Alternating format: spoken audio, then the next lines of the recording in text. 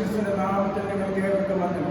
ಕರ್ತನು ರಕ್ಷಕನಾದ ಯೇಸು ಕ್ರಿಸ್ತನ ನಾಮದಲ್ಲಿ ನಿಮ್ಮೆಲ್ಲರಿಗೂ ವಂದನೆಗಳು. ഇന്നത്തെ ചിന്തയ്ക്കായിട്ട് നമുക്ക് വായിക്കാം മത്തായിയുടെ സുവിശേഷം 11:28. ಕರ್ತನಲ್ಲಿ ಪ್ರಿಯರೇ, ಇಂದು ಚಿಂತೆಗಾಗಿ ದೇವರ ವಾಕ್ಯದ ಕಡೆಗೆ ನಮ್ಮ ಗಮನವನ್ನು ತಿರುಗಿಸೋಣ. ಮತ್ತಾಯನ ಬರೆದ ಸುವಾರ್ತೆ 11ನೇ ಅಧ್ಯಾಯ 28ನೇ ವಾಕ್ಯ. അധ്വാനിക്കുന്നവരും ഭാരം ചുമക്കുന്നവരുമായുള്ളവരെ എല്ലാവരും എന്റെ അടുക്കൽ വരുവിൻ, ഞാൻ നിങ്ങളെ ആശ്വസിപ്പിക്കാം. ಮತ್ತಾಯನ ಬರೆದ ಸುವಾರ್ತೆ 11ನೇ ಅಧ್ಯಾಯ 28ನೇ ವಾಕ್ಯ. ಎಲೇ ಕಷ್ಟಪಡುವವರೇ, ಹೊರ ಹೊತ್ತುವವರೇ, ನೀವೆಲ್ಲರೂ ನನ್ನ ಬಳಿಗೆ ಬನ್ನಿರಿ, ನಾನು ನಿಮಗೆ ವಿಶ್ರಾಂತಿ ಕೊಡುವೆನು. ആരാണിത് പറഞ്ഞത്? ಯಾರು ಈ ಪದವನ್ನು ಬಳಕೆ ಮಾಡಿದ್ದು? സ്വർഗ്ഗത്തിലും ഭൂമിയിലും എല്ലാ അധികാരം ലഭിച്ച യേശു ക്രിസ്തുവാണ് ഇത് പറഞ്ഞത്. ಪರಲೋಕದಲ್ಲಿಯೂ ಭೂಲೋಕದಲ್ಲಿಯೂ ಅಧಿಕಾರ ಹೊಂದಿರುವ ಯೇಸು ಕ್ರಿಸ್ತನು ಈ ಮಾತನ್ನು ಹೇಳಿದರು. യേശു ക്രിസ്തു അത് 28:18 പറഞ്ഞിട്ടുണ്ട്, സ്വർഗ്ഗത്തിലും ഭൂമിയിലും സകല അധികാരം എനിക്ക് നൽകപ്പെട്ടിരിക്കുന്നു. ಕರ್ತನಲ್ಲಿ ಪ್ರಿಯರೇ, 28ನೇ ವಾಕ್ಯದಲ್ಲಿ ನಾವು ಮತ್ತಾಯನ ಬರೆದ ಸುವಾರ್ತೆ 28ನೇ ವಾಕ್ಯ 28ನೇ ಅಧ್ಯಾಯದಲ್ಲಿ 18ನೇ ವಾಕ್ಯದಲ್ಲಿ ನಾವು ನೋಡುವಾಗ, ಪರಲೋಕದಲ್ಲಿಯೂ ಭೂಲೋಕದಲ್ಲಿಯೂ ಎಲ್ಲ ಅಧಿಕಾರವು ನನಗೆ ಕೊಡಲ್ಪಟ್ಟಿದ್ದು. ആരാണ് കർത്താവിന്റെ അടുക്കൽ വരുവാൻ കർത്താവ് ആഹ്വാനം ചെയ്യുന്നത്? ಕರ್ತನಲ್ಲಿ ಪ್ರಿಯರೇ, ಯಾರು ಯೇಸುವಿಗೆ ಸಮೀಪವಾಗಿ ಬರಬೇಕೆಂಬುದಾಗಿ ಯೇಸು ಆಹ್ವಾನಿಸುತ್ತಾರೆ. അധ്വാനിക്കുന്നവരും ഭാരം ചുമക്കുന്നവരുമായുള്ള ഏവരുമേ, ಕಷ್ಟಪಡುವವರೇ, ಹೊರ ಹೊತ್ತುವವರು ಎಲ್ಲರೂ ಯೇಸುವಿನ ಬಳಿಗೆ ಬರಬೇಕೆಂಬುದಾಗಿ ಯೇಸು ಆಹ್ವಾನಿಸುತ್ತಾರೆ. ഈ ലോകത്തിൽ ജീവിക്കുന്നിടത്തോളം കാലം ഭാരം ചുമക്കേണ്ടവരാണ്. ಕರ್ತನಲ್ಲಿ ಪ್ರಿಯರೇ, ಈ ಲೋಕದಲ್ಲಿ ನಾವು ಜೀವಿಸುವ ಕಾಲ ತನಕ ನಮಗೆ ಕಷ್ಟ ಉಂಟು. ഈ ലോകത്തിൽ ജീവിക്കുന്ന ആർക്കും പറയുവാൻ കഴിയില്ല എനിക്കൊരു ബുദ്ധിമുട്ടും ഭാരവുമില്ല. ಕರ್ತನಲ್ಲಿ ಪ್ರಿಯರೇ, ಈ ಲೋಕದಲ್ಲಿ ಜೀವಿಸುವವರಿಗೆ ಯಾರಿಗೂ ಹೇಳಲು ಸಾಧ್ಯವಿಲ್ಲ, ನನಗೆ ಯಾವುದೇ ಕಷ್ಟ ಇಲ್ಲ, ನನಗೆ ಹೊರ ಇಲ್ಲ ಎಂಬುದಾಗಿ ಹೇಳಲು ಸಾಧ್ಯವಿಲ್ಲ. എന്നാൽ അവർക്കുള്ള ഗുഡ് ന്യൂസ് ആണ് യേശു ಕ್ರಿಸ್ತುವಿന്റെ ವಾಗ್ದಾನ.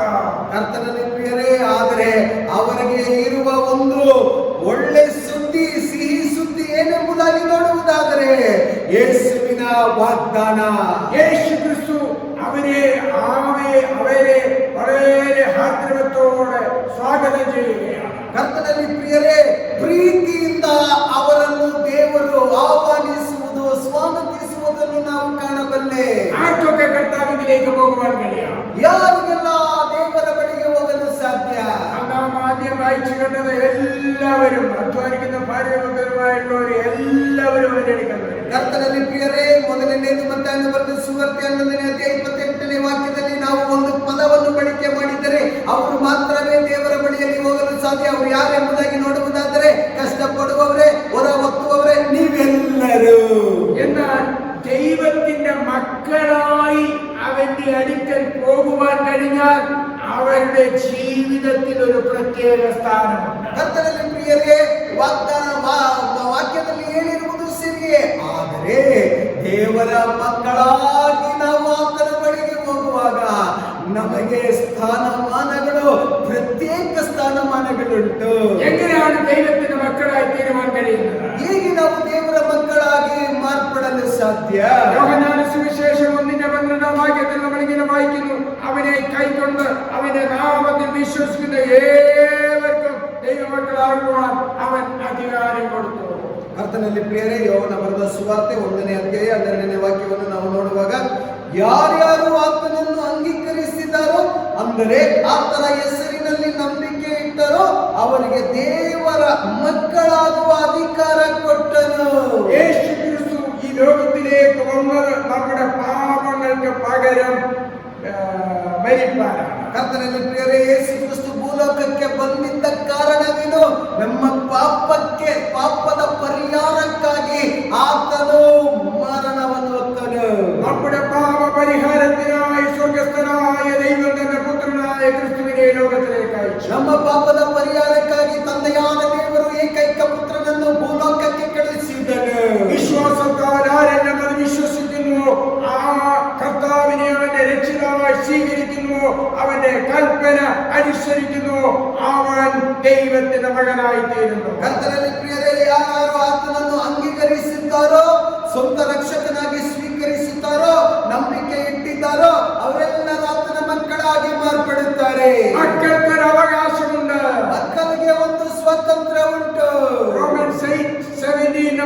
വായിക്കുന്നു, നാം മക്കളെങ്കിലോ അവകാശികളുമാകുന്നു. ദൈവത്തിന്റെ അവകാശികളും ക്രിസ്തുവിന്റെ കൂട്ടവകാശികളും തന്നെ. ರೋಮಪುರದವರಿಗೆ ಬರೆದ ಪತ್ರಿಕೆಯಲ್ಲಿ 8ನೇ ಅಧ್ಯಾಯ 17ನೇ ವಾಕ್ಯ ಹೀಗೆ ಹೇಳುತ್ತದೆ, ಮಕ್ಕಳಾಗಿದ್ದರೆ ಭಾಗ್ಯರಾಗಿದ್ದೇವೆ, ದೇವರಿಗೆ ಬಾಧ್ಯರು, ಕ್ರಿಸ್ತನೊಂದಿಗೆ ಬಾಧ್ಯರು, ಏಕೆಂದರೆ ಕ್ರಿಸ್ತನಿಗೆ ಸಂಭವಿಸಿದ ಬಾಧ್ಯೆಗಳಲ್ಲಿ ನಾವು ಪಾಲುಗಾರರಾಗುವುದಾದರೆ ಆತನ ಮಹಿಮೆಯಲ್ಲಿಯೂ ಪಾಲುಗಾರರಾಗುವೆವು. രണ്ടാമത് ദൈവത്തിന്റെ അടുക്കലേക്ക് ചെല്ലുന്നവന് ഒരു വിശ്വാസം ഉണ്ടായിരിക്കണം. ಎರಡನೇದು, ದೇವರ ಬಳಿಗೆ ಸಮೀಪವಾಗಿ ಹೋಗುವವನಿಗೆ ಒಂದು ವಿಶ್ವಾಸ ಉಂಟಾಗಬೇಕು. എബ്രായർക്കെഴുതിയ ലേഖനം 11:6 നമ്മളിങ്ങനെ വായിക്കുന്നു, എന്നാൽ വിശ്വാസം കൂടാതെ ദൈവത്തെ പ്രസാദിപ്പിക്കാൻ കഴിയുന്നതല്ല. ദൈവത്തിന്റെ അടുക്കൽ വരുന്നവൻ ദൈവമുണ്ട് എന്നും തന്നെ അന്വേഷിക്കുന്നവർക്ക് പ്രതിഫലം കൊടുക്കുന്നു എന്നും വിശ്വസിക്കേണ്ടതല്ലോ.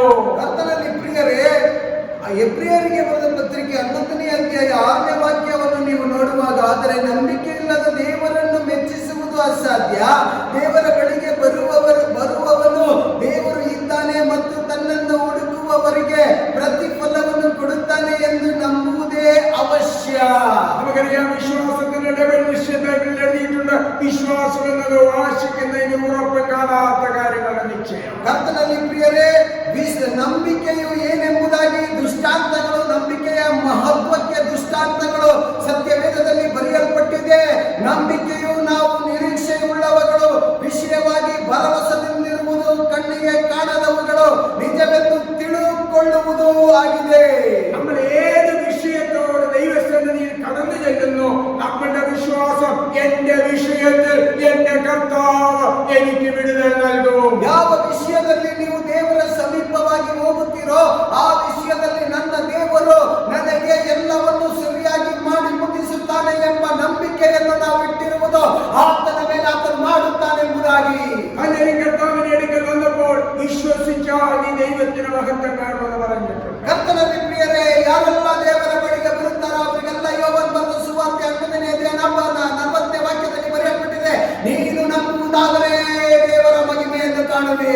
വിശ്വാസം മാത്രം പോരാ, നാം ദൈവസന്നിധിയിൽ ചെല്ലുമ്പോൾ നാം വിശുദ്ധി പാലിക്കുവാൻ നാം കടപ്പെട്ടവരാണ്. ಕರ್ತನಲ್ಲಿ ಪ್ರಿಯರೇ, ನಂಬಿಕೆ ಮಾತ್ರ ಸಾಲದು, ಪವಿತ್ರತೆಯನ್ನು ನಾವು ಕಾದುಕೊಳ್ಳಬೇಕು. കാരണം യഹോവയായ ദൈവം വിശുദ്ധനാണ്. ಕಾರಣ ಪರಿಶುದ್ಧವಾದ ನಮ್ಮ ಸರ್ವಶಕ್ತನಾದ ದೇವರು ಪರಿಶುದ್ಧನು. ഒരിക്കൽ മോശെ യഹോവയുടെ അടുക്കലേക്ക് ചെന്നപ്പോൾ യഹോവയായ ദൈവം അവനെ സ്റ്റോപ്പ് ചെയ്തു, അവന്റെ കാലിൽ നിന്ന് ചെരിപ്പടിച്ച് കളവാൻ പറഞ്ഞു. ಕರ್ತನಲ್ಲಿ ಪ್ರಿಯರೇ, ಒಮ್ಮೆ ದೇವರ ಬಳಿಯಲ್ಲಿ ಸಮೀಪವಾಗಿ ಮೋಶೆ ಬಂದಾಗ ದೇವರು ಹೇಳಿದರು, ಅಲ್ಲೇ ನೀನು ನಿಂತುಕೊಂಡು ನಿನ್ನ ಪಾದರಕ್ಷೆಗಳನ್ನು ತೆಗೆದು ಬಿಸಾಡು ಅಂದರು. ചെരിപ്പ് ലോകത്തിൻ്റെതായിട്ടുള്ള കലർപ്പ് ಅಶುದ್ಧಿಯೇ ಕಾಣಿക്കുന്നു. ಕರ್ತನಲ್ಲಿ ಪ್ರಿಯರೇ, ಪಾದರಕ್ಷೆಯು ನಾವು ಭೂಲೋಕದಲ್ಲಿ ಕಲಬೆರಕೆಯಾಗಿ ಭೂಲೋಕದಲ್ಲಿ ಇರುವುದರಿಂದ ಅದೊಂದು ಅಶುದ್ಧತೆಯನ್ನು ಕಾಣಿಸುತ್ತದೆ.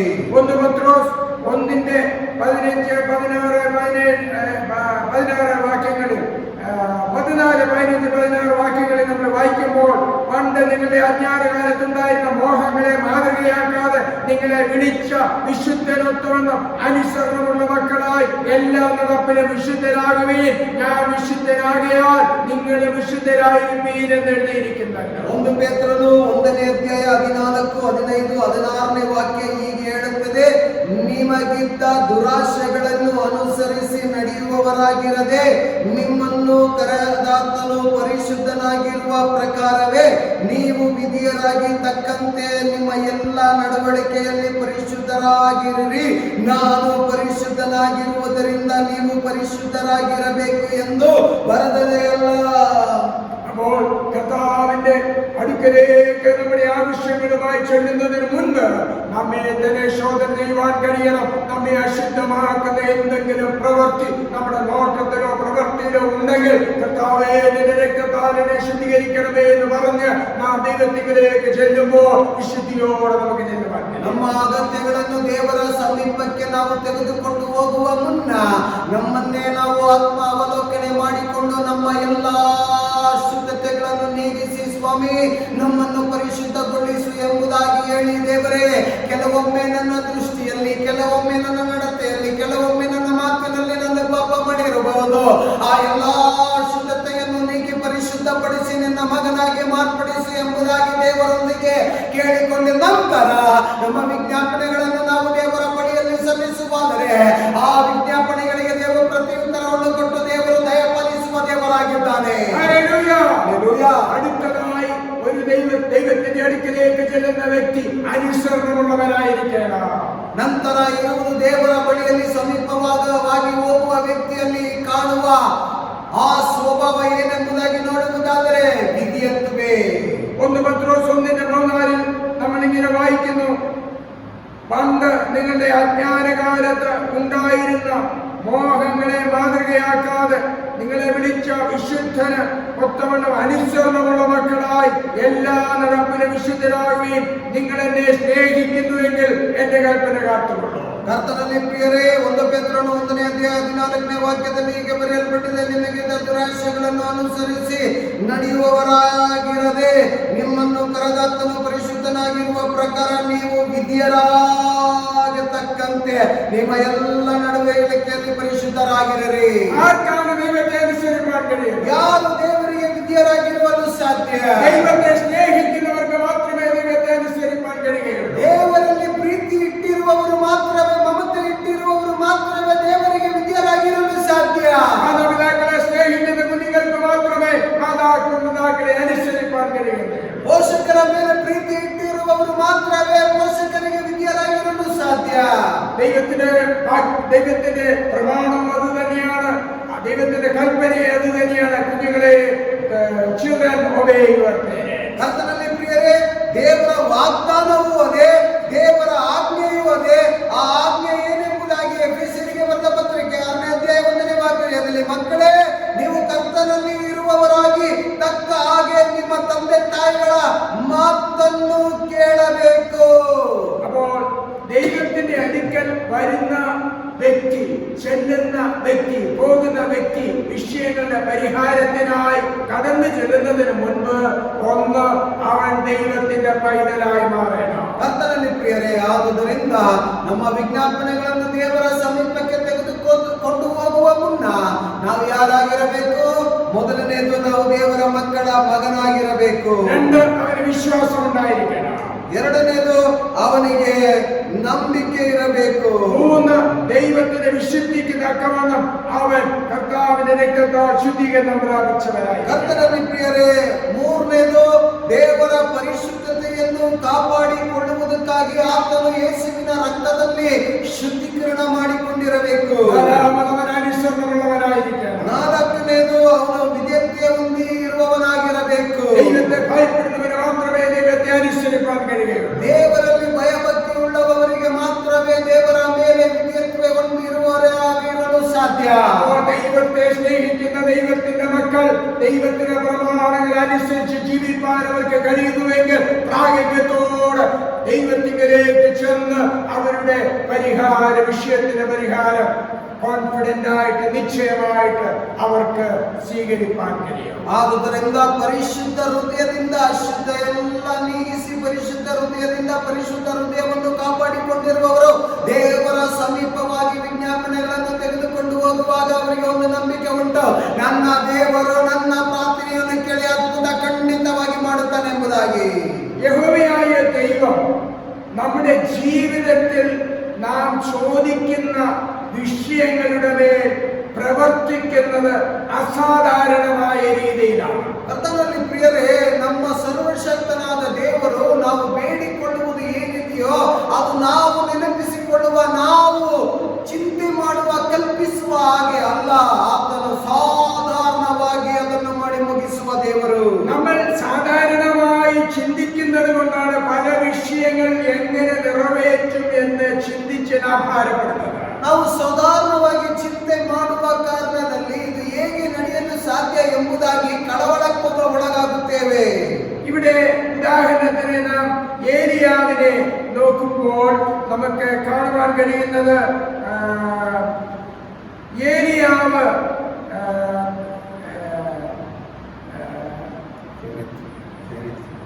കെരീത് തോട്ടിലായിരുന്നപ്പോൾ ഏലിയാവിനെ പോഷിപ്പിക്കുവാൻ ദൈവം കാക്കയോട് കൽപ്പിച്ചു. ಕರ್ತನಲ್ಲಿ ಪ್ರಿಯರೇ, ನಾವು ಎಲಿಯನ ವಿಷಯವನ್ನು ಸತ್ಯವೇದದಲ್ಲಿ ನಾವು ನೋಡುತ್ತೇವೆ. ಆ ಎಲಿಯನಿಗೆ ಹೇಗೆ ಆಹಾರವನ್ನು ದಯಪಾಲಿಸಬೇಕೆಂಬುದಾಗಿ ಎಲಿಯನಿಗೆ ಎಲ್ಲಿಂದ ಬರುತ್ತೆಂಬುದಾಗಿ ಎಲಿಯನಿಗೆ ಗೊತ್ತಾಗಲಿಲ್ಲ. ಆದರೆ ಕಾಗೆಯನ್ನು ದೇವರು ಇಟ್ಟು ಎಲಿಯನಿಗೆ ಪೋಷಿಸುತ್ತಾ ಬರುವುದನ್ನು ನಾವು ಕಾಣಬಲ್ಲೆ. 1 രാജാക്കന്മാർ 17-ാം അധ്യായം 2-ാം വാക്യം മുതൽ 6-ാം വാക്യം വരെ വായിക്കുമ്പോൾ നമുക്ക് ആ സ്റ്റോറി അറിയാവുന്നതാണ്. ಕರ್ತನಲ್ಲಿ ಪ್ರಿಯರೇ, 1 ಅರಸಗಳು 17ನೇ ಅಧ್ಯಾಯ 2, 3, 4, 5, 6 ವಾಕ್ಯಗಳನ್ನು ನೋಡುವಾಗ ಆ ವಿಷಯ ನಮಗೆ ಸ್ಪಷ್ಟವಾಗಿ ತಿಳಿಯುತ್ತದೆ. അവിടെ കെരീത് തോട്ടിൽ വെള്ളമുണ്ട്, ಅಲ್ಲಿ ಕೇರಿತ್ ಹಳ್ಳದಲ್ಲಿ ನೀರುಂಟು. 3-ാമത്തെ വാക്യത്തിൽ ഏലിയാവിനോട് പറയാണ്, നീ അവിടെ പോയി ഒളിച്ചിരിക്കുക. 3ನೇ ವಾಕ್ಯದಲ್ಲಿ ದೇವರು ಹೇಳುತ್ತಿದ್ದಾರೆ, ಎಲಿಯನೊಂದಿಗೆ ನೀನು ಅಲ್ಲಿ ಹೋಗಿ ಆಚೆಯಲ್ಲಿರುವ ಕೇರಿತ್ ಹೊಲದಲ್ಲಿ ಅಡಗಿಕೋ. എന്തുകൊണ്ട് ഒളിച്ചിരിക്കണം? ആഹാബ് അവനെ പിടിപ്പാൻ വേണ്ടി നോക്കിക്കൊണ്ടിരിക്കുക. ಯಾಕೆ ಅಡಗಿಕೊಳ್ಳಬೇಕು? ಆಹಾಬನು ಅವನನ್ನು ಹಿಂದಟ್ಟುತ್ತಾ ಬರುತ್ತಿದ್ದಾನೆ. നമുക്കെതിരായി ആരൊക്കെ വരുന്നു എന്ന് നാം അറിയുന്നതിന് മുൻപ് നമ്മുടെ ദൈവം അറിയുന്നു. ಕರ್ತನಲ್ಲಿ ಪ್ರಿಯರೇ, ನಮಗೆ ಶತ್ರುಗಳು ನಮಗೆ ವಿರುದ್ಧವಾಗಿ ನಮ್ಮ ಹಿಂದೆ ಬರುವುದು ನಮಗೆ ಗೊತ್ತಾಗುವುದಿಲ್ಲ. ಆದರೆ ಎಲ್ಲವನ್ನು ಅರಿತಿರುವ ದೇವರುಂಟು. എല്ലാ ശത്രുക്കളുടെ മുൻപിൽ മേശിരിക്കുന്ന ദൈവം നമ്മുടെ ദൈവമാണ്.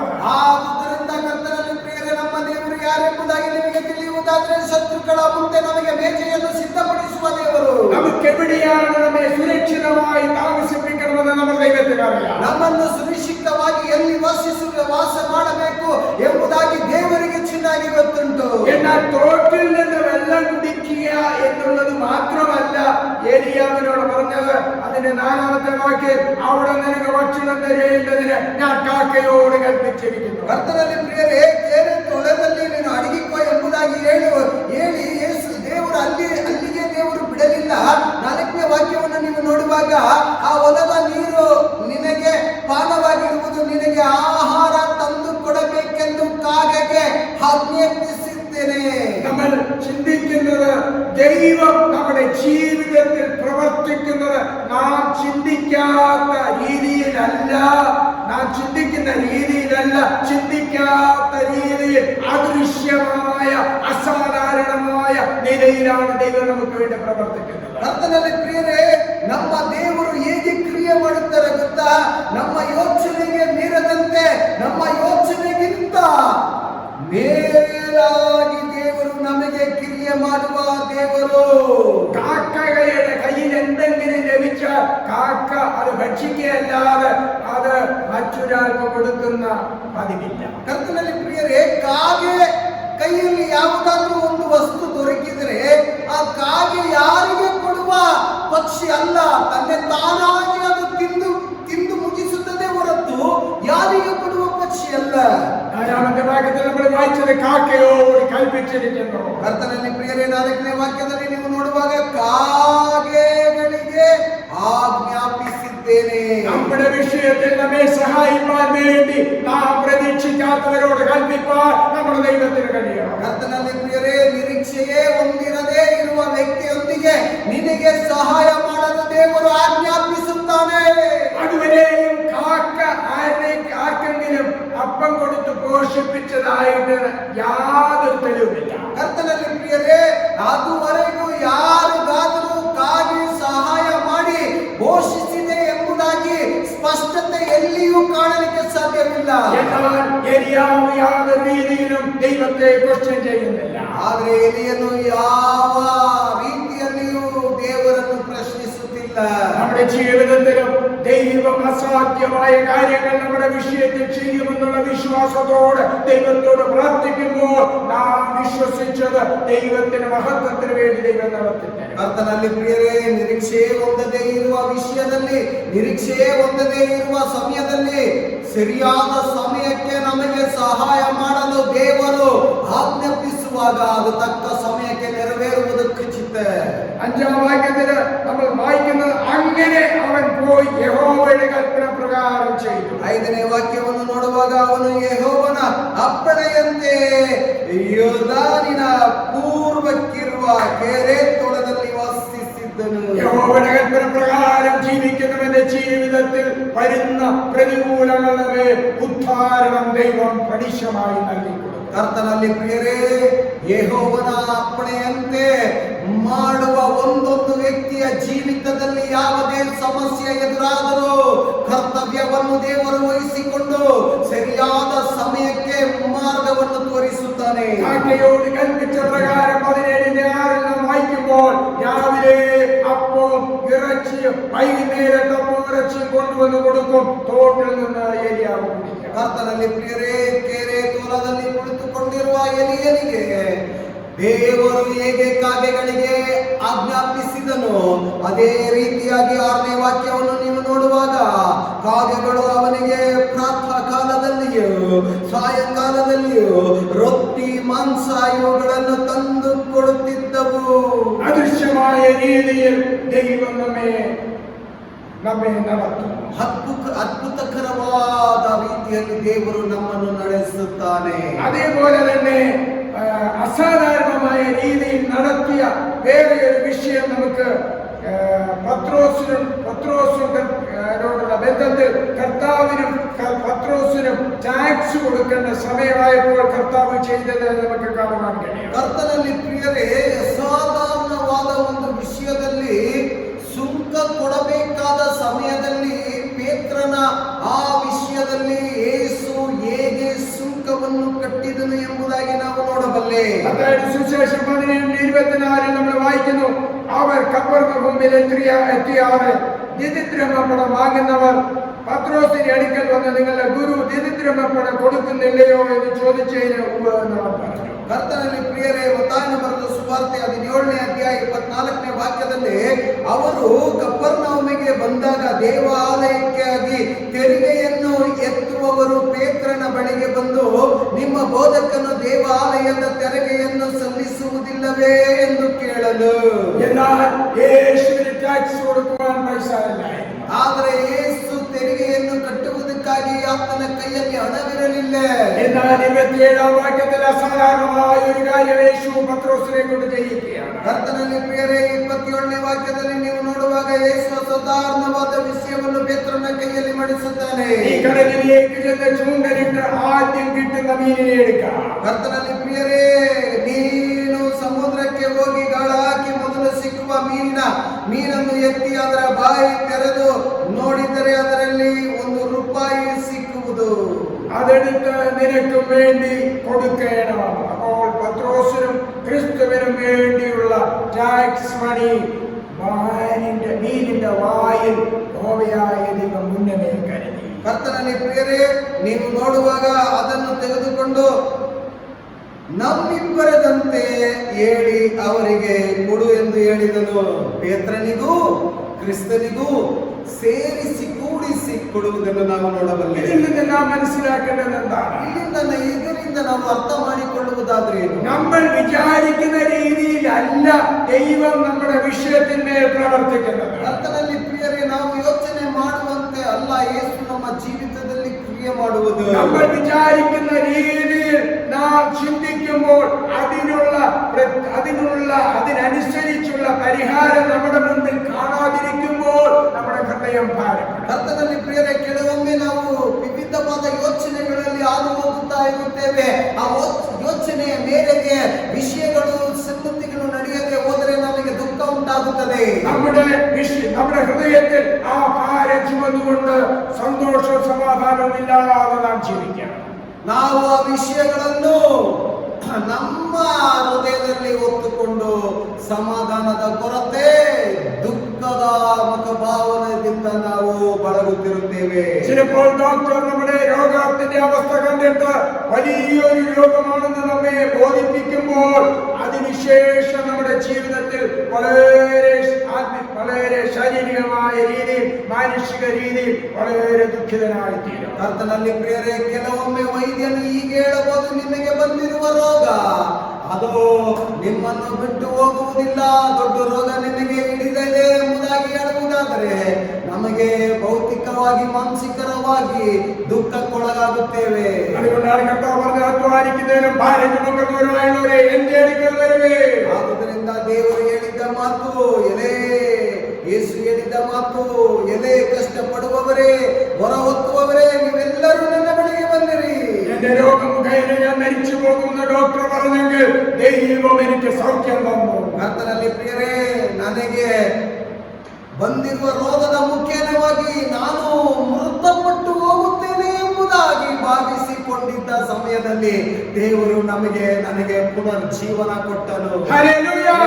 നാം ഈ ലോകത്തിൽ ജീവിക്കുമ്പോൾ വളരെ ചിന്താകുലരായി ഭാരപ്പെട്ട് ജീവിക്കുവാനല്ല ദൈവം നമ്മെ കുറിച്ച് ആഗ്രഹിക്കുന്നു. ಕರ್ತನಲ್ಲಿ ಪ್ರಿಯರೇ, ಈ ಲೋಕದಲ್ಲಿ ಜೀವಿಸುವಾಗ ನಾವು ಕಷ್ಟಪಟ್ಟು ಹೊರ ಹೊತ್ತು ಜೀವಿಸಬೇಕೆಂಬುದಾಗಿ ಅಲ್ಲ ದೇವರು ಭಾವಿಸುವುದು. നമുക്ക് വേണ്ടി കരുതുന്ന ഒരു ദൈവമുണ്ട്. ಕರ್ತನಲ್ಲಿ ಪ್ರಿಯರೇ, ನಮಗಾಗಿ ಚಿಂತಿಸುವ ಒಂದು ದೇವರುಂಟು. 1 പത്രോസ് 5:7 നമ്മൾ വായിക്കുന്നു, അവൻ നിങ്ങൾക്കായി കരുതുന്നതാകിയ നിങ്ങളുടെ സകല ചിന്താകുലവും അവന്റെ മേലിട്ടുകൊള്ളേ. 1 ಪೇತ್ರನು 5ನೇ ಅಧ್ಯಾಯ 7ನೇ ವಾಕ್ಯದಲ್ಲಿ ನಾವು ನೋಡುವಾಗ ಆ ವಾಕ್ಯ ಸ್ಪಷ್ಟವಾಗಿ ಹೇಳುತ್ತದೆ, ನಿಮ್ಮ ಚಿಂತೆಯನ್ನೆಲ್ಲ ಆತನ ಮೇಲೆ ಹಾಕಿರಿ, ಆತನು ನಿಮಗೋಸ್ಕರ ಚಿಂತಿಸುತ್ತಾನೆ. ಸ್ವಸ್ಥ ಚಿತ್ತರಾಗಿರಿ, ಎಚ್ಚರವಾಗಿರಿ. ഹല്ലേലൂയ. നാം ഭാരപ്പെട്ട് ജീവിക്കുമ്പോൾ നമ്മുടെ കർത്താവ് നമ്മെ ദുഃഖിക്കുകയാണ്. ಕರ್ತನಲ್ಲಿ ಪ್ರಿಯರೇ, ನೀವು ಕಷ್ಟಪಟ್ಟು ಹೊರ ಹೊತ್ತು ಜೀವಿಸುವಾಗ ದೇವರಿಗೆ ನಿಮ್ಮ ಮೇಲೆ ಒಂದು ದುಃಖ ಉಂಟಾಗುತ್ತದೆ. പരിസ്ഥിതിയിലും നമ്മെ സഹായിക്കാൻ നമ്മുടെ ദൈവത്തിന്റെ വാഗ്ദത്തവുമുണ്ട്. ಯಾವ ಪರಿಸ್ಥಿತಿಯಲ್ಲೂ ನಾವು ಹಾದು ಹೋಗುತ್ತಿದ್ದರೂ ನಮ್ಮನ್ನು ಎಚ್ಚರಗೊಳಿಸಿ ನಮಗಾಗಿ ದೇವರ ವಾಗ್ದಾನ ಮತ್ತು ದೇವರ ವಾಕ್ಯ ಉಂಟು. നമ്മുടെ ഹൃദയത്തിലെ ആഗ്രഹം അനുസരിച്ചുള്ള സാഹചര്യം നമ്മുടെ മുൻപിൽ കാണുന്നില്ലെങ്കിൽ ദൈവത്തിന്റെ വാഗ്ദത്തം സങ്കീർത്തനം 20:4 പറയുന്നു, നിന്റെ ഹൃദയത്തിലെ ആഗ്രഹം അവൻ നിനക്ക് നൽകട്ടെ, നിന്റെ താല്പര്യമൊക്കെ നിവർത്തിക്കട്ടെ. ಕರ್ತನಲ್ಲಿ ಪ್ರಿಯರೇ, ನಾವು ಅನುಕೂಲತೆಯಾಗಿ ಎಲ್ಲ ನಡೆಯುತ್ತದೆ ಎಂಬುದಾಗಿ ಭಾವಿಸಿ ಇರುವಾಗ ಅನಾನುಕೂಲತೆ ನಮ್ಮ ಜೀವಿತದಲ್ಲಿ ಎದುರುಗೊಳ್ಳುವಾಗ ವಾಕ್ಯ ಹೀಗೆ ಹೇಳುತ್ತದೆ, ಕೀರ್ತನೆ 20ನೇ ಅಧ್ಯಾಯ 4ನೇ ವಾಕ್ಯ, ಆತನು ನಿನ್ನ ಇಷ್ಟಾರ್ಥವನ್ನು ನೆರವೇರಿಸಲಿ, ನಿನ್ನ ಎಲ್ಲ ಸಂಕಲ್ಪಗಳನ್ನು ಸಫಲ ಮಾಡಲಿ. നമ്മൾ ചിന്തിച്ച് ചഞ്ചലപ്പെട്ടുകൊണ്ടിരിക്കാൻ ദൈവം നമ്മെ കുറിച്ച് ആഗ്രഹിക്കുന്നില്ല. ಕರ್ತನಲ್ಲಿ ಪ್ರಿಯರೇ, ನಾವು ಚಿಂತೆಗೆ ಒಳಗಾಗಿ ದುಃಖಕ್ಕೆ ಒಳಗಾಗುವಾಗ ದೇವರು ಬಯಸುವುದಿಲ್ಲ. ലൂക്കോസ് 12:29 എന്ത് തിന്നും എന്ത് കുടിക്കുമെന്ന് നിങ്ങൾ ചിന്തിച്ച് ചഞ്ചലപ്പെടരുത്. ಕರ್ತನಲ್ಲಿ ಪ್ರಿಯರೇ, ಲೂಕನು ಬರೆದ ಸುವಾರ್ತೆ 12ನೇ ಅಧ್ಯಾಯ 29ನೇ ವಾಕ್ಯದಲ್ಲಿ ನೀವು ನೋಡುವಾಗ ಏನು ಕುಡಿಯಬೇಕು ಎಂದು ತವಕ ಪಡಬೇಡರಿ ಮತ್ತು ಅನುಮಾನ ಪಡಬೇಡರಿ. ദൈവം നമ്മെ എത്രമാത്രം സ്നേഹിക്കുന്നു എന്നുള്ളതിന് തെളിവാണ് നാം ചഞ്ചലപ്പെട്ട ഹൃദയത്തിൽ ദുഃഖിതരായിരിക്കുന്നത് ദൈവം കാണുവാൻ ആഗ്രഹിക്കുന്നു. ಕರ್ತನಲ್ಲಿ ಪ್ರಿಯರೇ, ನಮ್ಮ ದೇವರು ಎಷ್ಟು ಒಳ್ಳೆ ದೇವರು ಎಂಬುದಾಗಿ ನಾವು ಈ ವಾಕ್ಯಗಳನ್ನು ನೋಡುವಾಗ ನಾವು ದುಃಖಪಟ್ಟು ತವಕಪಟ್ಟು ಇರಬೇಕೆಂಬುದಾಗಿ ದೇವರು ಭಾವಿಸುವುದಿಲ್ಲ. ഈ വാഗ്ദത്തം നമുക്ക് നൽകുന്നതിന് വേണ്ടിയാണ് സ്വർഗ്ഗസ്ഥനായ ദൈവം തന്റെ ഏകപുത്രനെ നമുക്ക് വേണ്ടി ലോകത്തിലേക്ക് അയച്ചത്. ಈ ವಾಗ್ದಾನವು ನಮ್ಮ ಜೀವಿತದಲ್ಲಿ ನೆರವೇರಬೇಕೆಂಬುದಕ್ಕಾಗಿ ಪವಿತ್ರವಾದ ನಮ್ಮ ಸರ್ವಶಕ್ತನಾದ ದೇವರು ಆತನ ಏಕೈಕ ಪುತ್ರನನ್ನು ಈ ಭೂಲೋಕಕ್ಕೆ ಕಳುಹಿಸಿದನು. അതുകൊണ്ടാണ് യേശുവിന്റെ നാമത്തിൽ നാം പ്രാർത്ഥിക്കുമ്പോൾ പിതാവ് പുത്രനെ മഹത്വപ്പെടേണ്ടതിന് സകലവും നമുക്ക് വേണ്ടി ചെയ്തത്. ಆದುದರಿಂದ ನಾವು ಯೇಸುವಿನ ನಾಮದಲ್ಲಿ ಏನೇ ಕೇಳಿದರೂ ಯೇಸುವಿನ ನಾಮದ ಮುಖ್ಯವಾಗಿ ತಂದೆಯ ನಾಮವನ್ನು ಮಹಿಮೆ ಉಂಟಾಗುವುದಕ್ಕೆ ಎಲ್ಲವನ್ನು ದೇವರು ನೆರವೇರಿಸುತ್ತಾನೆ. സങ്കീർത്തനം 121:1-2 നമ്മൾ വായിക്കുമ്പോൾ നമ്മൾ ആശ്വാസവചനം നമുക്ക് വായിക്കുവാൻ കഴിയുന്നു.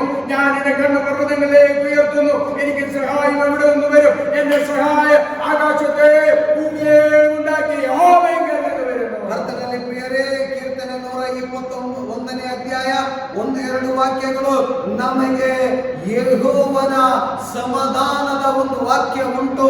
ಆ ವಾಕ್ಯವೇ, ನಾನು ಕಣ್ಣೆತ್ತಿ ಪರ್ವತಗಳ ಕಡೆಗೆ ನೋಡುತ್ತೇನೆ, ನನ್ನ സഹായವು എಲ್ಲಿಂದ ಬರುವುದು? ಭೂಮಿ ಆಕಾಶಗಳನ್ನು ನಿರ್ಮಿಸಿದ ಯೆಹೋವನಿಂದಲೇ ನನ್ನ ಸಹಾಯವು ಬರುತ್ತದೆ. അതിനാൽ നാം ആദ്യം വായിച്ച കുറിവാക്യം അനുസരിച്ച് അധ്വാനിക്കുന്നവരും ഭാരം ചുമക്കുന്നവരുമായുള്ളവര് എല്ലാവരും എന്റെ അടുക്കൽ വരുവീൻ, ഞാൻ നിങ്ങളെ ആശ്വസിപ്പിക്കാം. ಆದುದರಿಂದ ನಾವು ಮೊದಲನೇದಾಗಿ ಓದಿದ್ದ ವಾಕ್ಯದ ಹಾಗೆ ತಾಯಿನ ಸುವಾರ್ತೆ 11ನೇ ಅಧ್ಯಾಯ 28ನೇ ವಾಕ್ಯ, ಎಲೆ ಕಷ್ಟಪಡುವವರೇ, ಹೊರ ಹೊತ್ತುವವರೇ, ನೀವೆಲ್ಲರೂ ನನ್ನ ಬಳಿಗೆ ಬಂದಿರಿ, ನಾನು ನಿಮಗೆ ವಿಶ್ರಾಂತಿ ಕೊಡುವೆನು. നാം ഭാരപ്പെട്ടിരിക്കുകയാണെങ്കിൽ നമ്മെ ആശ്വസിപ്പിക്കുന്ന ദൈവത്തിന്റെ വാഗ്ദത്തം നാം മറന്നുപോയി. ನಾವು ಕಷ್ಟದಲ್ಲಿ ಸಿಲುಕಿಕೊಂಡಿರುವವರಾದರೆ ನಾವು ದೇವರ ವಾಗ್ದಾನವನ್ನು ನಾವು ಮರೆತಿದ್ದೇವೆ. എന്നാൽ ആ വാഗ്ദത്തം പ്രാപിപ്പാൻ എപ്പോഴും ദൈവത്തിന്റെ മകനായി മകളായി ജീവിക്കാം. ಆ ವಾಗ್ದಾನವನ್ನು ನಾವು ಹೊಂದಿಕೊಳ್ಳಬೇಕಾದರೆ ದೇವರ ಮಗನಾಗಿ ದೇವರ ಮಗಳಾಗಿ ನಾವು ಜೀವಿಸೋಣ. ദൈവത്തിന്റെ മക്കളായി നാം ജീവിക്കുമ്പോൾ ആ പിതാവായ ദൈവത്തിന്റെ അവകാശം നമുക്കുള്ളതാണ്. ಕರ್ತನಲ್ಲಿ ಪ್ರಿಯರೇ, ನಾವು ದೇವರ ಮಗನಾಗಿ ದೇವರ ಮಗಳಾಗಿ ಜೀವಿಸುವಾಗ ಆತನ ಎಲ್ಲಾ വിഷയവും ನಮಗೆ സ്വാതന്ത്രವೇ.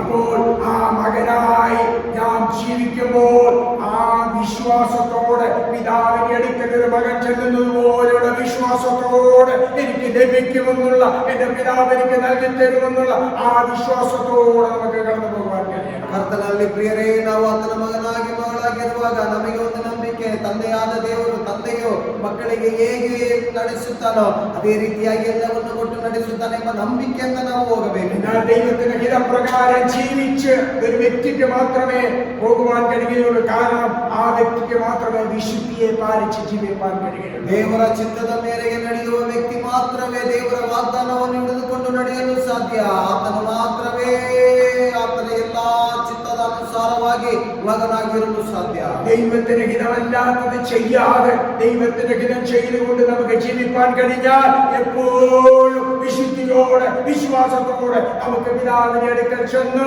നമ്മുടെ വിഷയങ്ങളിൽ മേൽ പ്രാപിക്കാൻ കഴിയും. ದೇವರಿಗೆ ಮೆಚ್ಚುಗೆಯಾದದ್ದು ಏನು ಮಾಡದೆ ದೇವರ ಚಿತ್ತದ ಅನುಸಾರವಾಗಿ ನಾವು ನಡೆದು ದೇವರ ಮಕ್ಕಳಾಗಿ ಇರುತ್ತೇವೆ. ನಮ್ಮ ವಿಜ್ಞಾಪನೆಗಳನ್ನು ಕೇಳಿ ನಮ್ಮ ವಿಜ್ಞಾಪನೆಗಳಿಗೆ ಪ್ರತ್ಯುತ್ತರವನ್ನು ದಯಪಾಲಿಸುವ ದೇವರಾಗಿದ್ದಾರೆ. അതേപോലെ നമ്മുടെ ജീവിതത്തിൽ എപ്പോഴും അനുസരണമുള്ള മക്കളായി ജീവിക്കണം. ನಮ್ಮ ಜೀವಿತದಲ್ಲಿ ಯಾವಾಗಲೂ ವಿದ್ಯಾರ್ಥಿ ಹೊಂದಿರುವ ಮಕ್ಕಳಾಗಿ ನಾವು ಜೀವಿಸಬೇಕು. അങ്ങനെ ദൈവസന്നിധിയിൽ നമുക്ക് എപ്പോഴും പ്രാഗൽഭ്യത്തോടെ ദൈവ വിഷയങ്ങളുമായി ദൈവസന്നിധിയിൽ കടന്നു വരുവാൻ കഴിയുന്ന ദൈവത്തിന്റെ പൈതലിനെ ഒരിക്കലും ദൈവം ലജ്ജിപ്പിക്കുകയില്ല. ಕರ್ತನಲ್ಲಿ ಪ್ರಿಯರೇ, ದೇವರ ಮಕ್ಕಳಾಗಿರುವ ಆ ಮಕ್ಕಳು ದೇವರ ಬಳಿಯಲ್ಲಿ ಹೋಗುವಾಗ ಆತನ ನೋಡಿದವರು ಮುಖ ಲಜ್ಜೆ ಹೊಂದುವುದೇ ಇಲ್ಲ. അതുകൊണ്ട് ഈ ലോകത്തിൽ നാം ജീവിക്കുന്ന സമയം നമ്മുടെ പ്രതികൂലമായ സാഹചര്യങ്ങളിൽ ഭാരപ്പെടാതെ അധ്വാനിക്കുന്നവരും ഭാരപ്പെടുന്നവരുമായിട്ടുള്ളവരെ എല്ലാവരും എന്റെ അടുക്കൽ വരുവീനെന്നുള്ള ആ ആഹ്വാനം നിലനിൽക്കുമ്പോൾ ആ ദൈവത്തിന്റെ അടുക്കിലേക്ക് ചെന്ന് നമ്മുടെ വിഷയത്തിന് മേൽ വിടുതലും അനുഗ്രഹവും പ്രാപിപ്പാൻ സ്വർഗസ്ഥനായ ദൈവം നമ്മെ സഹായിക്കും. ಕರ್ತನಲ್ಲಿ ಪ್ರಿಯರೇ, ಆದುದರಿಂದ ಈ ಲೋಕದಲ್ಲಿ ಜೀವಿಸುವ ತನಕ ನಾವು ಕಷ್ಟ ಉಂಟು, ನಮಗೆ ದುಃಖ ಉಂಟು. ಆದರೆ ದೇವರ ವಾಗ್ದಾನವನ್ನು ನಾವು ಗಟ್ಟಿಯಾಗಿ ಹಿಡಿದುಕೊಂಡು ಇದೇ ಕಷ್ಟಪಡುವವರೇ ಹೊರವತ್ತುವವರೇ ನಾವೆಲ್ಲರೂ ದೇವರ ಬಳಿಗೆ ಹೋಗಿ ವಿಶ್ರಾಂತಿಯನ್ನು ಪಡೆದುಕೊಳ್ಳೋಣ. ವಿಶ್ರಾಂತಿ ಮಾತ್ರವಲ್ಲ, ಈ ಭೂಲೋಕದಲ್ಲಿ ನಾವು ಆಶೀರ್ವಾದವನ್ನು ಹೊಂದಿಕೊಳ್ಳಬೇಕಾದ್ರೆ ವಾಗ್ದಾನವನ್ನು ನಾವು ಹಿಡಿದುಕೊಂಡು ಆತನ ವಾಕ್ಯದ ಮುಖ್ಯ ನಡೆಯುವುದಾದ್ರೆ ನಮಗೆ ದೇವರು ವಿಶ್ರಾಂತಿಯನ್ನು ದಯಪಾಲಿಸುತ್ತಾನೆ. ഈ ലോകത്തിൽ ജീവിക്കുമ്പോൾ മാത്രമേ നമുക്ക് ഭാരപ്പെടുന്ന സാഹചര്യം. ಈ ಲೋಕದಲ್ಲಿ ಜೀವಿಸುವ ತನಕ ನಮಗೆ ಭಾರವು ಕಷ್ಟವೂ ಉಂಟು. എന്നാൽ ഈ ലോകത്തിൽ നിന്ന് നമ്മെ രക്ഷിപ്പാൻ സ്വർഗത്തിലേക്ക് നമ്മെ കൊണ്ടുപോകുവാൻ ഒരു ഭാരവും ദുഃഖവുമില്ലാത്ത ആ സ്ഥലത്തേക്ക് നമ്മെ കൊണ്ടുപോകുവാൻ കർത്താവ് വേഗം വരുന്നു. ಕರ್ತನಲ್ಲಿ ಬೇರೆ ಆದರೆ ಒಂದು ದೇಶ ನಮಗೆ ಉಂಟು. ಆ ದೇಶದಲ್ಲಿ ಆ ಪ್ರದೇಶದಲ್ಲಿ ಯಾವುದೇ ದುಃಖ ಇಲ್ಲ, ಭಾರ ಇಲ್ಲ. ಆ ಪರಲೋಕಕ್ಕೆ ನಮ್ಮನ್ನು ಸೇರಿಸಲು ಅತಿ ಶೀಘ್ರದಲ್ಲಿ ಯೇಸು ಕ್ರಿಸ್ತನು ಬರಲಿಕ್ಕಿದ್ದಾನೆ. അങ്ങനെ കർത്താവിന്റെ വരവിനെ നോക്കി പാർത്തുകൊണ്ട് വിശുദ്ധിയോടും വിശ്വാസത്തോടും അനുസരണത്തോടും ജീവിപ്പാൻ സ്വർഗത്തിലെ ദൈവം നമ്മെ സഹായിക്കുമാറാകട്ടെ. ಆದ್ದರಿಂದ ಪರಲೋಕದಲ್ಲಿ ಇರುವ ಆ ನಿವಾಸ ಸೇರುವಂತೆ ನಿರೀಕ್ಷೆ ಉಳ್ಳವರಾಗಿ ನಿರೀಕ್ಷೆಯನ್ನು ಹೊಂದಿಕೊಂಡು ಆತನ ಮೇಲೆ ನಂಬಿಕೆ ಇಟ್ಟು ನಾವು ಜೀವಿಸುವುದಾದರೆ ದೇವರು ಧಾರಾಳವಾಗಿ ಆಶೀರ್ವದಿಸುತ್ತಾನೆ. ಈ ವಚನಗಳಾದ ದೇವರ ಮೇಲೆ ಇರಿಸುಮಾರಾಗಲಿ. ಈ ವಾಕ್ಯಗಳ ನಿಮಿತ್ತ ಮುಖ್ಯವಾಗಿ ದೇವರು ಎಲ್ಲರನ್ನು ಧಾರಾಳವಾಗಿ ಆಶೀರ್ವದಿಸಲಿ. Jesus is coming soon. ಅತಿ ಶೀಘ್ರದಲ್ಲಿ ಯೇಸು ಕ್ರಿಸ್ತನು ಬರಲಿಕ್ಕಿದ್ದಾನೆ. Amen. ಆಮೆನ್.